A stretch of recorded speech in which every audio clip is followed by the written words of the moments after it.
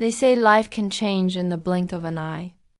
Not always through a violent storm or a crash that shatters glass, but through something smaller, a whisper of a choice, a hesitation that lasts a second too long, one quiet moment where you could have walked away, but didn't. That was my moment.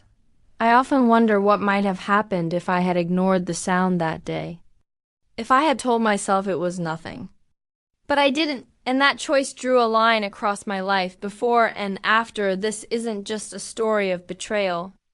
It's a story of how silence can rot even the strongest. Love until all that's left is the echo of what once was. From the outside, our home looked perfect.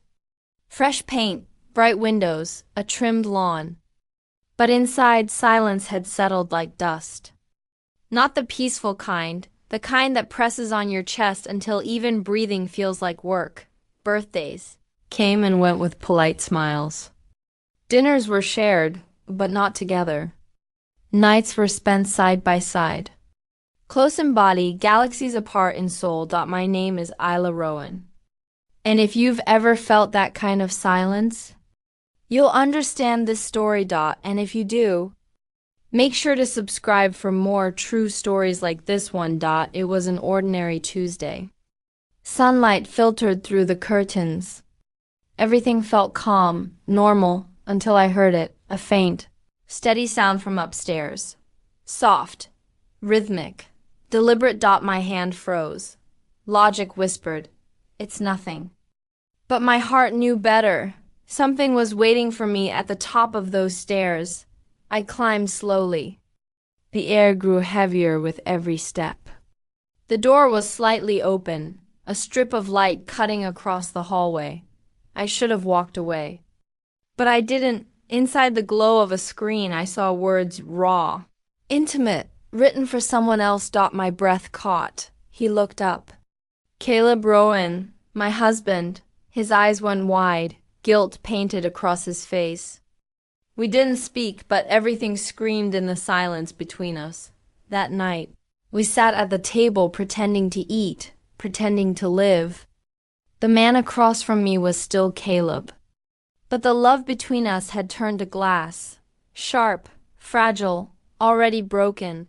Days blurred after that. Every sound became a memory. Every glance a reminder of what I'd lost. I told myself to stay strong. But strength feels different when silence becomes your only company.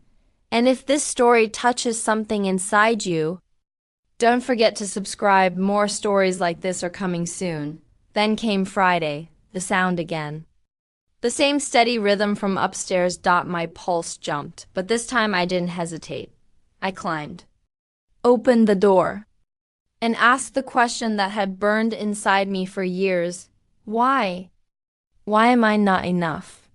Caleb stammered. Excuses fell apart in his mouth. It doesn't mean anything, he said, but it did. It meant everything. You chose silence over me. I whispered. And for the first time I saw the truth clearly. Our love hadn't been lost tonight. It had died a long time ago. The next morning I packed a bag. No yelling. No goodbye. Just quiet footsteps, one after another.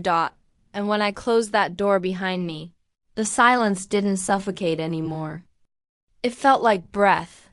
Like freedom. It hurt, yes. But beneath the ache, there was peace, because this time, I hadn't chosen silence. I had chosen myself. So if you've ever had to walk away from something that once meant everything, remember this: you're not alone.